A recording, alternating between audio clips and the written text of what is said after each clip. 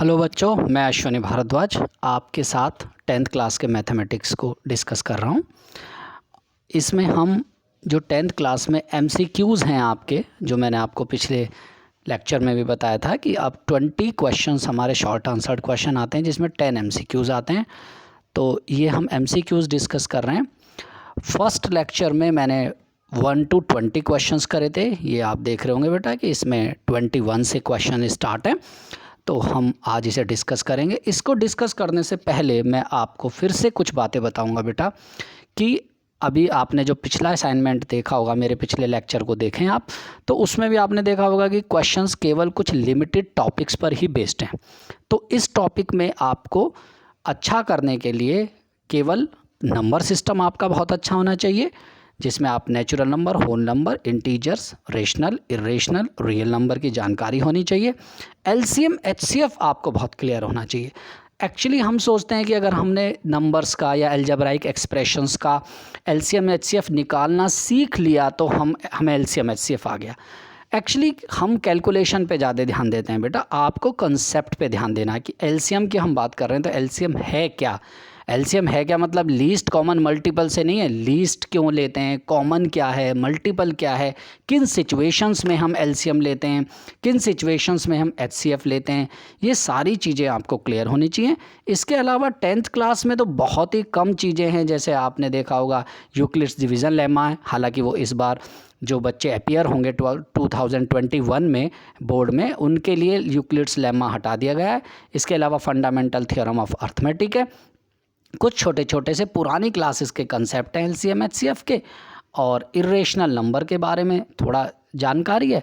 इतने से topic 10th class के हैं, तो बाकी आप सब चीज़ों को ध्यान से बेटा पढ़ेंगे। चलिए हम स्टार्ट करते हैं। देखिए पहला ही क्वेश्चन हमारा LCM पर बेस्ड है।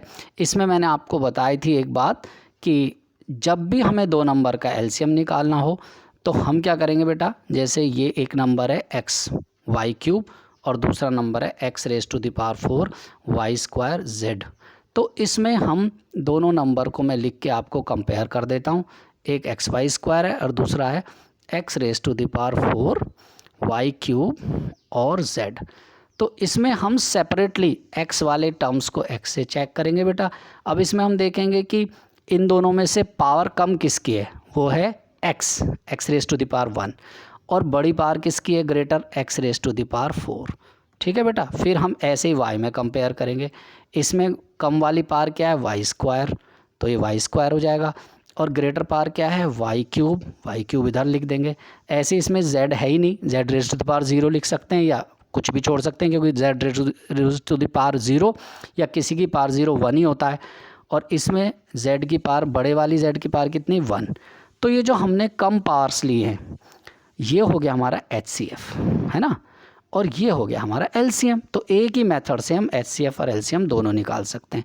अब आप सोच रहे होंगे कि HCF में तो हमने कम पावर लिए हैं, जबकि इसे कहते तो हम हाईएस्ट हैं, और इसमें हमने ज़्यादा पावर लिए हैं जबकि हम इसे लेते हैं लीस्ट। तो बेटा ये हाईएस्ट कॉमन फैक्टर है।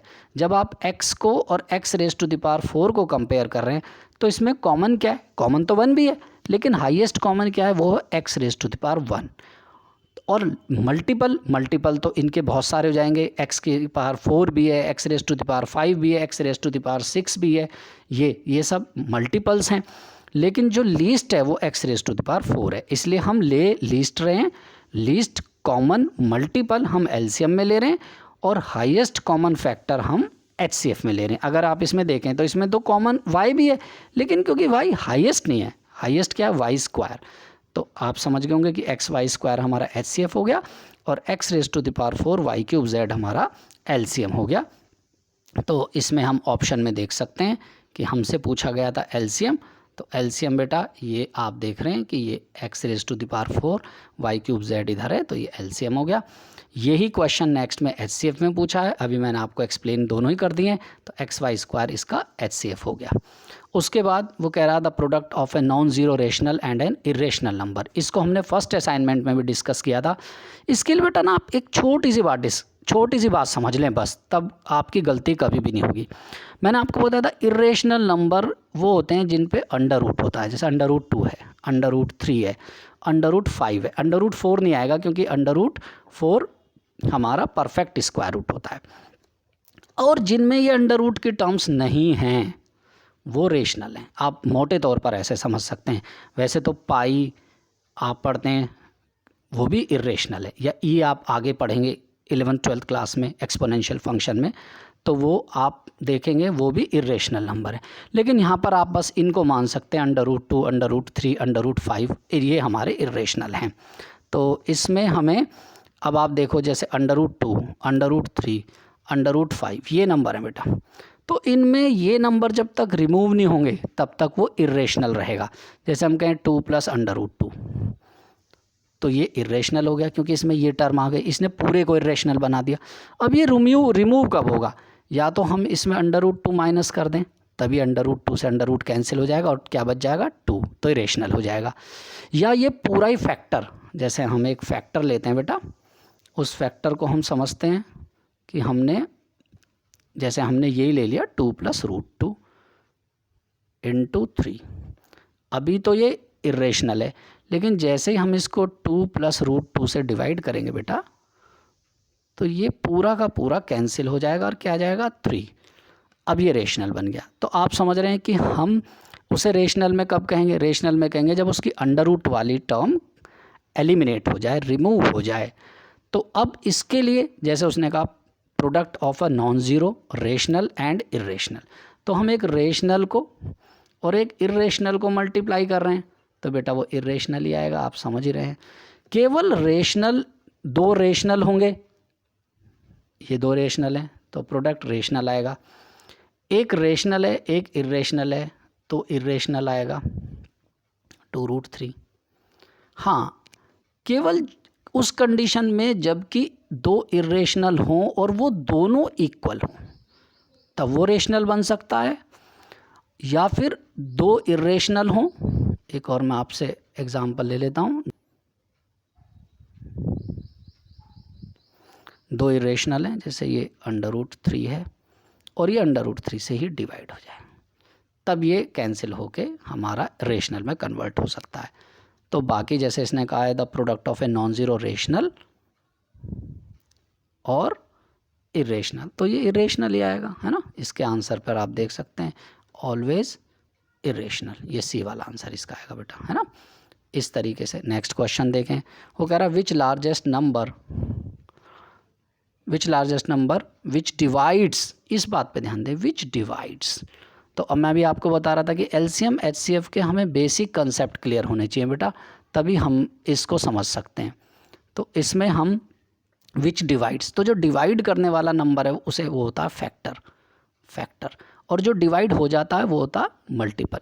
अब अगर वो हाईएस्ट फैक्टर की बात करेगा तो वो एचसीएफ हो जाएगा, और लीस्ट मल्टीपल की बात करेगा तो वो एलसीएम हो जाएगा। तो कह रहा है विच डिवाइड, जो डिवाइड करता है, मतलब हम फैक्टर की तरफ जा रहे हैं, लेकिन वो कह रहा है कि उसमें रिमाइंडर भी बचना चाहिए, कि किसे किसे डिवाइड करता है, 60 और 75 को डिवाइड करता है, और रिमाइंडर क्या बचना चाहिए, 8 और 10। तो इसका मतलब वो एग्जैक्टली किसे डिवाइड करेगा, रिमाइंडर को हम पहले से हटा दें। 60 में से हमने 8 हटा दिया, 52 बच गया बेटा, और 75 में से हमने 10 हटा दिया तो हमारा 65 बच गया। इसका मतलब इन दोनों को डिवाइड करेगा वो, है ना। और यहाँ उसने पहले ही कह दिया लार्जेस्ट, मैं भी आपको बता रहा था कि लार्जेस्ट फैक्टर हो गया तो एचसीएफ हो गया। तो इनका एचसीएफ क्या हो गया, 13 से ये दोनों डिवाइड हो रहे हैं, तो बेटा इनका एचसीएफ 13 हो गया। यहाँ आप देख रहे हैं कि जो हमारा डी है ये 13 आंसर हो गया हमारा, ठीक है बेटा। अब हम आगे चलते हैं। देखो अब इसमें कह रहा है, अब इस क्वेश्चन में आप थोड़ा सा डिफरेंस देखें। वो कह रहा है लीस्ट नंबर, लीस्ट मतलब सबसे छोटा, और वो क्या करता है, दैट इज़ डिविजिबल, जो डिवाइड हो जाए किससे, 1 to 5, जो 1 से 5 तक हैं उन सब से डिवाइड हो जाए। तो हम देख रहे हैं, पहले हम 1 से 5 तक लिख लें, 1 2 3 4 एंड 5। तो हम इसमें देख रहे हैं क्या किसी में कुछ कॉमन है, हाँ, इस 4 के अंदर 2 आ गया, इसे देखें हम। तो क्योंकि 4 के अंदर 2 आ गया, 2 तो हटाओ। अब 1 3 5 में तो कुछ कॉमन है नहीं, तो हम 1 × 3 × 5 कितना हो गया बेटा, 1 × 3 × 4 × 5, तो 5 4 जार 20, 3 जार 60, तो हमारा 60 मतलब ये बी वाला आंसर आ जाएगा बेटा। इस तरीके से हम कर लेंगे। इसके बाद वो यही सेम क्वेश्चन है, मैं बता रहा था बहुत सारे क्वेश्चन आपको रिपीटेड मिलेंगे, इसलिए आपको कंसेप्ट समझना है। इसमें 1 to 8 जैसा भी हम देख रहे थे, उसमें जो हमारे कॉमन आ जाएंगे उनको हम एक बार लेंगे, बाकी को मल्टीप्लाई करके हम फाइंड आउट कर लेंगे बेटा। और ये डेसिमल रिप्रेजेंटेशन है ना बेटा, इसको ये थोड़ा दूसरी फॉर्म में लिखा हुआ है, ये होगा 14587 डिवाइडेड बाय 250। तो वो कह रहा है कि वो कितनी प्लेसेस के बाद हमारा टर्मिनेट होगा। तो इसमें बेटा हम 250 को देखेंगे, डिनोमिनेटर देखेंगे। पहले हम देख लेंगे इसमें कुछ कॉमन तो नहीं है, तो आप देख रहे हैं ये तो केवल 5 से डिवाइड हो रहा है क्योंकि इसके लास्ट में 0 है, और ये 5 से डिवाइड नहीं हो रहा, तो कॉमन तो कुछ नहीं है। जब कॉमन कुछ नहीं है तो हम डिनोमिनेटर को देखेंगे, डिनोमिनेटर के हम फैक्टर करेंगे 5 × 5 × 2। अब हम देखेंगे 10 किससे बन रहा है, 5 × 2 से, क्योंकि 5 × 2 10 बनेगा, तो इसका मतलब इसमें एक 0 आएगी और वो 0 14587 का डेसिमल यहाँ लगा देगी। तो इसका मतलब जब यहाँ डेसिमल आ जाएगा बेटा इस प्लेस पर 8 के बाद, तो कितने प्लेसेस के बाद ये टर्मिनेट होगा, 1 2 3 4 प्लेसेस के बाद। तो इसमें आंसर में 4 प्लेसेस आ जाएगा बेटा, ये 4 डेसिमल प्लेसेस है, तो इसका आंसर हमारा ये वाला आ जाएगा। इसको एक बार फिर देख लेते हैं बेटा, 14587 है और इसमें 10 बन रहा था हमारा, तो ये यहाँ पर आएगा 10 है क्योंकि एक ही 10 इसमें बन रहा है, तो इसमें 1 2 3 4 डेसिमल प्लेसेस इसका आंसर आना चाहिए बेटा। ये गलत हो गया है, इसमें गलत दे रखा है। अच्छा नेक्स्ट, ये भी सेम है। अच्छा ये क्वेश्चन था बेटा, हाँ वो क्वेश्चन गलत हो गया बेटा, इसको देखें, ये वही क्वेश्चन है देखो, और इसमें आंसर डी है, 4 डेसिमल प्लेसेस हैं जो मैं आपको अभी एक्सप्लेन कर चुका हूँ। इसके अलावा मैं भी आपको बता रहा था नंबर सिस्टम की आपको अच्छी जानकारी होनी चाहिए। वो कह रहा है the product of 2 consecutive natural number. अब आप 2 कंसेक्यूटिव जब भी नेचुरल नंबर लेते हैं तो आप एक बहुत इंपॉर्टेंट बात देखते हैं कि उसमें एक इवन होगा एक ऑड होगा। जैसे 1 2 2 3 3 4 4 5, तो आप देख रहे हैं इसमें 1 ऑड है 2 इवन है, 2 इवन है 3 ऑड है, 3 ऑड है 4 इवन है, 4 इवन है 5 ऑड है। मतलब 2 कंसेक्यूटिव नेचुरल नंबर में एक इवन होगा और एक ऑड होगा। और जब इवन ऑड की मल्टीप्लाई करते हैं बेटा तो वो हमेशा इवन आती है, आप कहीं भी देख लो, है ना। 2 ऑड की मल्टीप्लिकेशन ऑड आएगी, 2 इवन की भी इवन आएगी, और एक इवन और एक ऑड की भी हमारी इवन आएगी। तो वो हमेशा क्या बनेगा, अब जब उनको कह रहे हैं उनको प्रोडक्ट लिया है ना, क्वेश्चन आप देखें the product of 2 consecutive natural number, तो इट इज़ ऑलवेज इवन, मतलब इसका आंसर भी होना चाहिए। अब इसके बाद देखिए वो कह रहा है if the HCF of 408 and 1032 is expressible in the form of ये। मैं आपको एक बात बता देता हूँ, इसमें ये हमारी एक थ्योरम होती है बेटा कि हम HCF को हमेशा ऐसे लिख सकते हैं कि जो हमारा जिन 2 नंबर का HCF है, वो मान लिया x और y का, तो x इंटू समथिंग n1 और y इंटू n2 की फॉर्म में हम रिप्रेजेंट कर सकते हैं हमेशा HCF को, है ना। ये हमारा एक इसे आप फॉर्मूला कह लीजिए। इसके एक्सप्लेनेशन मैंने वीडियो लेक्चर में दे रखी है, आप वहाँ से सुन सकते हैं। तो अब देखिए इसको हम, इसमें कह रहा है कि हमने इसका जो HCF है वो HCF को इस फॉर्म में लिख रखा है। किस फॉर्म में, 1032। तो आप यहाँ देख रहे होंगे दोनों नंबर ही हैं जिनका वो HCF है, 408 और 1032। तो सबसे पहले तो हम 1032 और दूसरा नंबर है 408 का HCF निकाल लेंगे, ठीक है बेटा। आप कैलकुलेट करेंगे, उसका HCF 24 आएगा।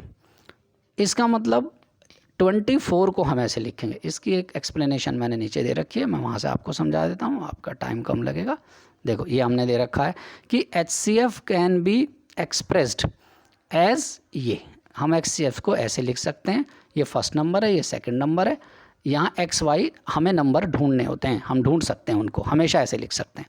तो यहाँ पर HCF 24 आया बेटा, तो जब HCF 24 आया तो हमने इसको HCF 24 आया बेटा, इसको हमने 24 को इस तरीके से लिख दिया।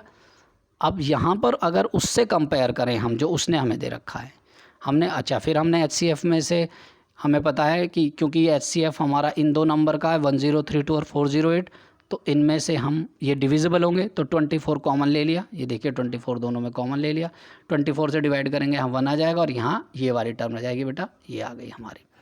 उसके बाद हमने ये हमारी इस फॉर्म में आ गई। अब यहाँ पर उसने x की वैल्यू को -2 हमें दे रखा है, तो हम y की वैल्यू फाइंड आउट कर लेंगे सब्स्टिट्यूट करके इक्वेशन की तरह। तो x की वैल्यू हमने 2 रख दी, तो y की वैल्यू हमारी, तो आप यहाँ देख सकते हैं x की वैल्यू 2 सब्स्टिट्यूट करके y की वैल्यू -5 हम ले सकते हैं। इस तरह से हम इसे कैलकुलेट करेंगे बेटा। इसके बाद वो कह रहा है the number is of form 4p + 3, और p क्या है, एक होल नंबर है। तो आप समझ लें जब किसी होल नंबर को हम 4 से मल्टीप्लाई करेंगे तो वो भी क्या आएगा बेटा, होल नंबर आएगा। और कैसा आएगा, इवन आएगा। 2 से मल्टीप्लाई करते तो भी इवन आ जाता, 4 से करा तो भी इवन ही आएगा। और इवन में जब हम एक ऑड नंबर ऐड करेंगे तो पहले आप समझे 4p क्या हो गया, इवन, और इवन प्लस ऑड, ऑड हो गया। Even plus even even, odd plus odd भी ऑड, है ना। वो odd plus odd is even, और इवन प्लस इवन भी इवन, लेकिन even plus odd is odd. आप इसे पॉजिटिव नेगेटिव की तरह मान लीजिए, हालांकि वो कंसेप्ट इसमें लगता है लर्न करने के लिए। जैसे हम कहते हैं positive positive positive, negative negative positive, और नेगेटिव पॉजिटिव होता है नेगेटिव। इस तरीके से आप समझ सकते हैं कि इवन और इवन मिलके ऐड होके इवन बनाएंगे, और ऑड ऐड होके भी इवन बनाएंगे। हालांकि इसकी एक्सप्लेनेशन छोटी क्लास में बड़ी सुंदर है, पिक्टोरियल रिप्रेजेंटेशन है, जिससे आप कभी भूलते नहीं हैं। तो मैं किसी लेक्चर में इसे आपको एक्सप्लेन करूँगा। तो आप समझ गए होंगे कि ये हमारा इवन प्लस ऑड क्या बन गया, ऑड। तो यहाँ पर ये बी आंसर होना चाहिए, ऑलवेज ऑड। इसके बाद नेक्स्ट क्वेश्चन देखें। वो कह रहा है when a number is divided by 7 the remainder is always. वो कह रहा है जब हमने किसी नंबर को 7 से डिवाइड किया, तो देखो बेटा ये वैसे तो यूक्लिड्स डिवीज़न लेमा पर बेस्ड है, जो मैं बता रहा था इस साल आपको हटा दी गई है। लेकिन हमने कहा था कि जब हम किसी नंबर को हम a को डिवाइड करते हैं b से, और क्यों यहाँ क्वोशंट आता है और यहाँ कुछ आ गया और माइनस करके हमारा यहाँ रिमाइंडर आ गया। ये जो रिमाइंडर है बेटा ये हमेशा b से कम होगा और रिमाइंडर 0 से कम नहीं होगा। तो r की वैल्यू हमेशा ग्रेटर देन इक्वल टू 0 होती है और लेस देन b होती है। b मतलब डिवाइज़र। तो ये इस कंसेप्ट पर बेस्ड काफ़ी क्वेश्चन पूछे जाते हैं।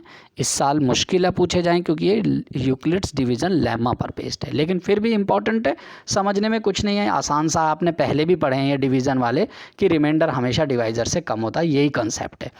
तो जब वो कह रहा है कि डिवाइड करा हमने किससे, 7 से, तो 7 डिवाइज़र हो गया तो रिमाइंडर 7 से कम होगा। तो जहाँ भी ये देखिए लेस देन 7, ये आंसर हो जाएगा सी इसमें आंसर है। उसके बाद देखो वो ये कह रहा है कि ये क्या है, रेशनल है, इरेशनल है। वही कंसेप्ट है बेटा कि अगर ये अंडर रूट ख़त्म हो जाए किसी तरीके से तो हम कहेंगे रेशनल है ना, और नहीं तो इरेशनल है। तो आप देखें कि यहाँ पर हमारा ये 6 4 24 हो जाएगा। आप जल्दी से मल्टीप्लाई भी कर सकते हैं, वैसे इसका एक कंसेप्ट भी है, लेकिन अभी टाइम मत खराब कीजिए आप। 6 3 18 -18 √3, फिर थर्ड क्या आ गया 5√3 × 4 + 20 √3। तो ये हमेशा यहाँ एक अंडर रूट बच जाएगा। कंसेप्ट से भी आप ये देख सकते हैं कि ये यहाँ से अगर ये a + b × a - b की फॉर्म के होते तो ये रिमूव हो जाता है स्क्वायर होकर, क्योंकि इसका फॉर्मूला a² - b²। तो यहाँ b का भी स्क्वायर हो जाता है। तो यहाँ कुछ भी हम ले, अगर यहाँ जैसे दोनों केस में यहाँ -3√3 की जगह -5√3 होता, इस 3 की जगह 5 होता, तो ये रिमूव हो जाता है इस फॉर्मूले से। यहाँ पर ये एलिमिनेट नहीं हो पाएगा, मैंने मल्टीप्लाई करके भी आपको दिखा दिए। वैसे आप ऐसे भी देख सकते हैं शॉर्ट टेक्निक से कि ये होगा या नहीं। तो नहीं होगा तो ये एक इरेशनल नंबर होगा बेटा, इरेशनल नंबर, ये बी वाला आंसर इसका होगा। अब देखिए ये हमारा कह रहा है कि HCF है 2 नंबर का 8, किस किस का 16 और y, और LCM है 48। तो इसमें मैंने आपको बताया था कि वही वाला फॉर्मूला लगेगा कि LCM × HCF कितना 8, और वो 2 नंबर क्या है, एक है 16 और एक है y। तो यहीं से 16 3 48, 8 3 24 आंसर आ गया। इजी एकदम कैलकुलेशन, आप ऐसे कर सकते हैं। जहाँ पे 24 आंसर होगा, ए इसका आंसर होगा बेटा। इसके बाद according to the fundamental theorem of arithmetic T is a prime number, तो and it divides B square. बेटा ये एनसीईआरटी में मैंने यहाँ एक्सप्लेनेशन आपको दे रखी है कि यहाँ एनसीईआरटी में ये पेज नंबर 12 पर थ्योरम 1.3 है, इसे आप पढ़ लें। इसमें साफ साफ लिखा है कि अगर पी ए स्क्वायर को डिवाइड करता है, ये ए स्क्वायर है, तो पी ए को भी डिवाइड करता है। उसका प्रूफ भी है, मैंने अपने लेक्चर में इसको एक्सप्लेन कर रखा है कि अगर कोई नंबर किसी प्राइम नंबर के, ये ध्यान रखना, प्राइम नंबर के स्क्वायर को डिवाइड करता है तो उसको भी डिवाइड करता है। इसलिए इसने यहाँ टी के ब्रैकेट में लिखा है T is a prime number. तो याद रहेगा बेटा, अगर कोई नंबर किसी प्राइम नंबर के स्क्वायर को करता है तो वो उसको नंबर को भी करता है।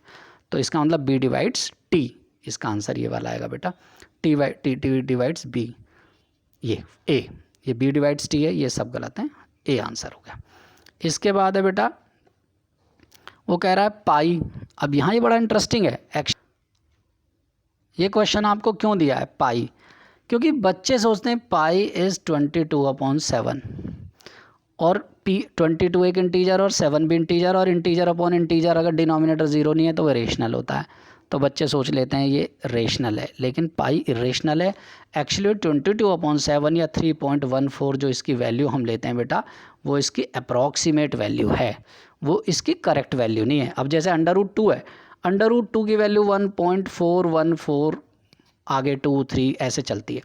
तो अगर मैं इसकी 1.41 ले लूँ तो इसका मतलब ये जो 1.41 है ये तो टर्मिनेटिंग डेसिमल हो गया, टर्मिनेटिंग डेसिमल रेशनल बन गए, तो √2 रेशनल थोड़ी ना हो गया, वो इसकी अप्रॉक्सीमेट वैल्यू है। √2 इज़ स्टिल इरेशनल।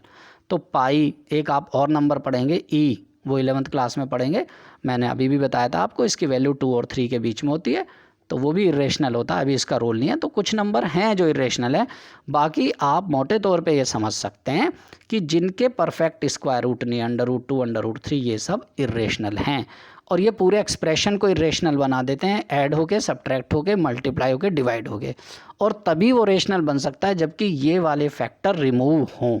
बस इस चीज़ को अगर आपने ठीक से समझ लिया तो कोई गलती नहीं होगी बेटा। इसके बाद देखिए, फिर से ये वही क्वेश्चन है कि एलसीएम दे दिया, एचसीएफ हमसे पूछा है। तो मैंने आपको बताया था कि नंबर का जो प्रोडक्ट है वो एलसीएम और एचसीएफ के इक्वल होता है। इसका मतलब जो नंबर का प्रोडक्ट है 693 एक नंबर हो गया, और दूसरा नंबर हो गया 99। अगर मैं इसके प्रोडक्ट को एलसीएम से डिवाइड कर दूंगा तो एचसीएफ आ जाएगा, और एचसीएफ से डिवाइड कर दूंगा तो एलसीएम हो जाएगा। तो यहाँ पर हमें एलसीएम दे रखा है 693, तो एक नंबर, सॉरी इन्होंने 693 नहीं दे रखा है, 77 दे रखा है बेटा। कोई नहीं, 77 ले लें। आप देख रहे हैं ये 11 से डिवाइड हो रहा है, 11 6 और 11 3 और 11 7, फिर ये 9 से हो रहा है, 9 7 9 11, 7 से 7 कैंसिल, 11 आंसर। ये कैलकुलेशन भी बेटा बहुत ईजी होती है, इनकी टफ नहीं होती है। तो इसका आंसर 11 आ रहा है, ये आंसर है। फिर देखो ये यूक्लिड डिवीज़न लेम्मा मैंने आपको बता ही दिया था कि जो ये यहाँ पर पूरा वही क्वेश्चन पूछ लिया, तो आर जो है वो पॉजिटिव होगा और बी से कम होगा, तो ये वाला आंसर है। इस साल ये सिलेबस में नहीं आ रही, आप छोड़ सकते हैं, लेकिन ये बहुत इंपॉर्टेंट है, बहुत बार ये हमारा आता है बेटा।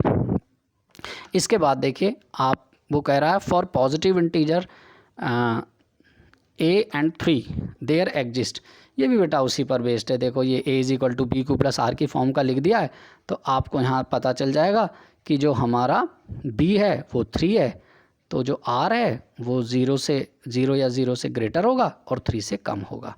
तो जहाँ भी आंसर हो उसको आप देख लेना, ये वाला आंसर होगा ग्रेटर देन। वो थोड़ी सी बच्चों को क्लैरिटी देखते हैं, कई बार देखो जैसे ये लिख दिया उसने यहाँ =2 का साइन नहीं लगाया, तो ये आंसर नहीं होगा। बच्चे जल्दीबाजी में इस तरह की गलती कर सकते हैं, ये कहीं ना कहीं आपको आंसर ये देखिए ए में मिला है, तो ये आपको ध्यान में रखने वाली बात है बेटा।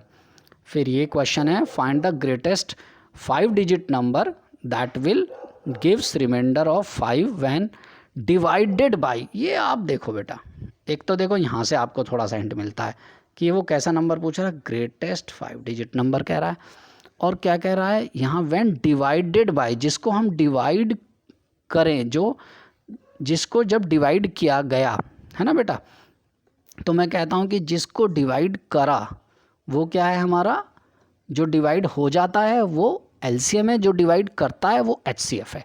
तो वो डिवाइड कर रहा है ना, किसको कर रहा है, वो डिवाइड हो रहा है, किससे डिवाइड हो रहा है, 8 और 9 से, है ना, और 5 रिमाइंडर बच रहा है, ये भी कह रहा है वो।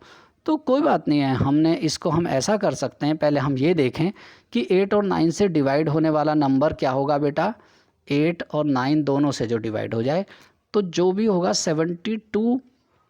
72 डिवाइड हो रहा है, और 72 के जितने भी मल्टीपल्स हैं, जैसे 71, 72 को जब हम 2 से मल्टीप्लाई करेंगे तो 144 हो जाएगा, जब 72 को 3 से डिवाइड करेंगे तो 216 हो जाएगा, ये सारे ही 72 से डिवाइड हो जाएंगे। लेकिन वो कह रहा है कि 72 से 8 और 9 से डिवाइड होने का मतलब क्या, 72 से डिवाइड हो रहा है, लेकिन वो 72 से ही डिवाइड नहीं हो रहा, फिर 5 रिमाइंडर भी बचा हुआ है। इसका मतलब 5 रिमाइंडर कब बचा है, जब वो 5 ज़्यादा होगा। तो आप, उसने ये ऑप्शन दे रखे हैं, ऐसे क्वेश्चन में हम क्या करते हैं कि हम दरअसल ऐसे थोड़ा ना चेक करेंगे, पहले हम इन सब में से फटाफट 5 माइनस करेंगे, 5 माइनस करेंगे और 5 माइनस करके 72 से डिवाइड करके देखेंगे, जो हो जाएगा उसी को आंसर दे देंगे, क्योंकि इसमें एक ही आंसर होता है बेटा, है ना। इसमें से 5 माइनस करेंगे, फिर डिवाइड करके देखेंगे 72 से। अब 72 से डिवाइड करने ऐसे मत लग जाना कि 72 से ऐसे डिवाइड करेंगे, पहले इसको सिंपलेस्ट फॉर्म में चेंज कर लेना है। जनरली हो जो डिवाइड होगा तो वो पूरा कैंसिल आउट होगा ना बेटा, तो देखें ये 9 से भी कैंसिल हो रहा है, 8 से भी कैंसिल हो रहा है, वैसे तो 2 से भी हो रहा है, 3 से भी हो रहा है, पर आप बड़े नंबर से जल्द करेंगे तो वो जल्दी हो जाएगा।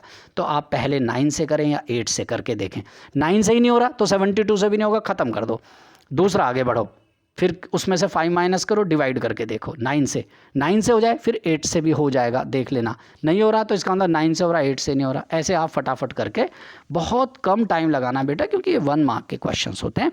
तो ये मेरा दूसरा असाइनमेंट था, हमने 40 क्वेश्चंस डिस्कस कर लिए। आपने देखा होगा कि बहुत सारे क्वेश्चंस में वही रिपीटेशन है, इसलिए मैं बार बार इस चीज़ को एम्फेसाइज करता हूँ बेटा कि आप लोग अपने कंसेप्ट्स को क्लियर करो, टॉपिक को बहुत ध्यान से, बहुत अच्छे से आपको पढ़ना होता है बेटा, और केवल क्वेश्चन सॉल्व करने पर मत जाओ, क्योंकि क्वेश्चंस तो इनफाइनाइट बन सकते हैं, क्वेश्चंस की कोई लिमिट नहीं होती, लेकिन कंसेप्ट कुछ ही है। आप देख रहे होंगे LCM HCF पर बेस्ड कितने क्वेश्चंस हैं, यूक्लिड्स डिवीज़न लेमा पर हैं, फंडामेंटल थ्योरम ऑफ अर्थमेटिक है, ये 3-4 ही तो बस टॉपिक हैं बेटा। तो आप इन्हें ध्यान से पढ़ें, इनको आराम से, NCERT की जो थ्योरी है उसे ज़रूर पढ़ें, और वैरायटी ऑफ क्वेश्चन से आपकी अच्छी प्रैक्टिस हो जाती है। तो आप इस तरह से पढ़ाई करेंगे, आपको बहुत मज़ा आएगा, बहुत अच्छे आपके नंबर भी आएंगे। हालांकि मार्क्स पे ध्यान मत दो, पढ़ने पे ध्यान दो, मैथमेटिक्स की ब्यूटी पे ध्यान दो, आपको बहुत अच्छा लगेगा। मेरी बहुत बहुत शुभकामनाएं बेटा आप लोगों को, बहुत अच्छे से मेहनत करो, and wish you all the best for future. Thank you.